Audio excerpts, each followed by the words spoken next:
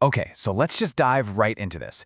I want you to imagine the most respected, most revered spiritual master of his time, a man who is the very picture of perfect balance and discipline. Now, what if he suddenly threw all of that away for a woman he just laid eyes on, renouncing his faith, his followers, his entire life? It sounds like he's just lost his mind, right? But what if? What if it was a necessary step in a much deeper kind of transformation? And this was the first sign. For Sheikh San, this deeply respected leader, this recurring dream was like a deep crack appearing in the perfect foundation of his world. It was more than just a dream. It was a premonition, a signal coming from the depths of his own mind that everything was about to change. So, how does a mind that seems so incredibly stable just completely fall apart? We're going to unpack this ancient story, but we're going to do it through the lens of a really fascinating modern framework called the Brain Kinetic Model, or BKM for short. It gives us this wild, almost biomechanical way to look at what is, at its heart, a spiritual and psychological crisis. Now, before this dream, the Sheikh's mind was basically a fortress. In BKM terms, he was in a state of high-ranking balance. Everything was coherent, his habits were predictable, his identity was rock solid. He was the definition of spiritual authority.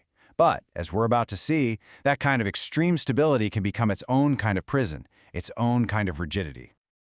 Okay, so let's start right where the Sheikh's old life began to fray at the edges, with that dream. This wasn't just some random nightmare, you have to understand. It was a critical piece of data bubbling up from deep inside his own subconscious. The Brain Kinematics Model actually has a name for this, a pre-conscious disturbance index. Honestly, the best way to think about it is like a warning light on your car's dashboard.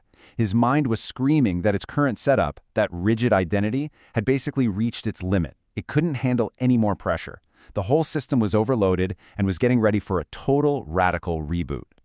And he knew he couldn't ignore it. He saw it for what it was, a continuum signal, which is basically a non-negotiable call to action. So his journey to Rum, it wasn't really a choice, so much as it was a compulsion. He was being pulled by this deep internal need to resolve the instability. He had to go find the source of the disturbance. And in Rum, he finds it. This is the moment where the story just takes a massive turn, and his entire world, everything he's ever known, just implodes in a single instant. The moment he sees her, it's just over. Decades of discipline, his reputation, all of his spiritual practice, poof, gone. His identity, that fortress we were talking about, it just dissolves into this whirlpool of chaos and emotion. So what on earth just happened inside his brain?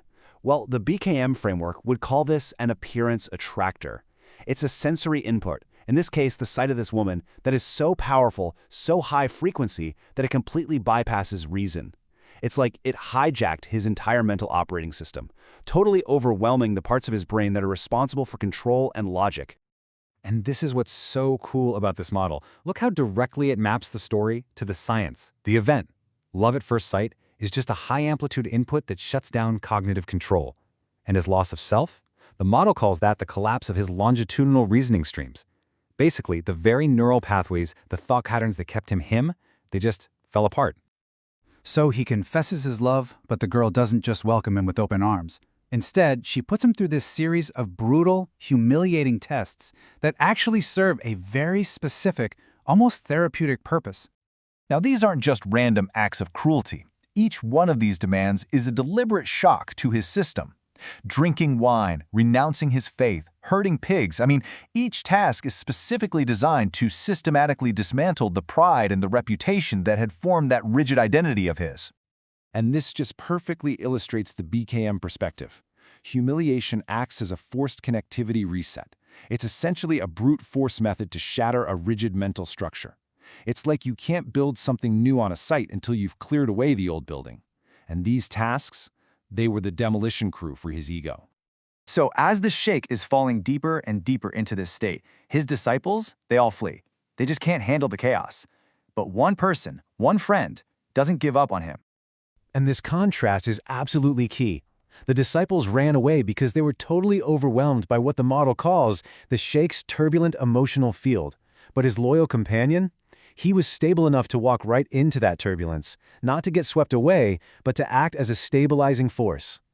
The friend's role actually has a name in BKM, an external continuum regulator. And it's such a beautiful concept, right? It's exactly like how a calm parent can soothe a hysterical child just by their presence. By being that stable, calm presence, the friend provides a coherent emotional field that the Sheikh's chaotic mind can begin to sync up with. So for 40 days, this friend essentially just broadcasts a signal of stability and calm, and this stable emotional gradient slowly, piece by piece, reactivated the Sheikh's own dormant systems of balance and coherence. He awakens, not as his old self, but as someone purified, emptied out, and completely transformed.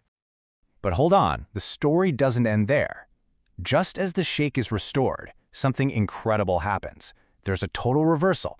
The focus now shifts completely to the girl. Now she has a transformative dream.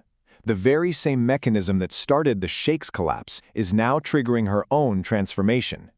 Her entire emotional state inverts, from cruelty and control to total remorse and longing. The Brain Kinematics Model explains this with this really mind-bending idea called reciprocal attractor coupling. Essentially, the emotional connection, the field between them, was so strong that it linked their mental states together. His transformation literally triggered hers. Their journeys and their minds became dynamically intertwined. So, how does this all wrap up? Let's take a look at the final, powerful convergence of these two intertwined journeys. This table really just pulls the whole thing together so well. You can trace the entire story, from the initial anxiety of the dream, which the model calls strain gradient instability, to that instant infatuation, the high-frequency emotional attractor, all the way to the girl's remorse, which is an attractor reversal, and her final dissolution into a state of zero residual strain. Every single step of their emotional journey has a corresponding neurodynamic mechanism. It's incredible. So, what's the big takeaway here? The crucial point of this whole story is that real, profound transformation isn't about gaining a new virtue or adding a new belief. It's about the necessary, sometimes painful, and ultimately freeing collapse of a self that has become too rigid. Only by shattering that old structure can a deeper, more authentic balance actually emerge. And that leaves us with one final question, one to think about for ourselves. The Sheikh's attractor was a person, but for us, it could be an idea, a devastating loss, or even a sudden success.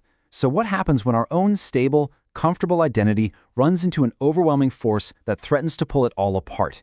This ancient story suggests that, sometimes, the only way forward is to let it collapse.